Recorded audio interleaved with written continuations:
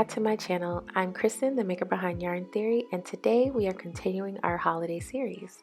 For this series, each week until Christmas, I'll be sharing a quick and easy project that you can complete in time for the holidays. Today we will be making a crochet scrunchie using the super easy single crochet stitch. So this pattern is definitely beginner friendly. In the description, I've included a link to the blog post that provides the detailed list of materials and written instructions. And lastly, if you haven't already, please give this video a thumbs up and subscribe to my channel. It's a big help to me and you'll be notified each time I post a tutorial.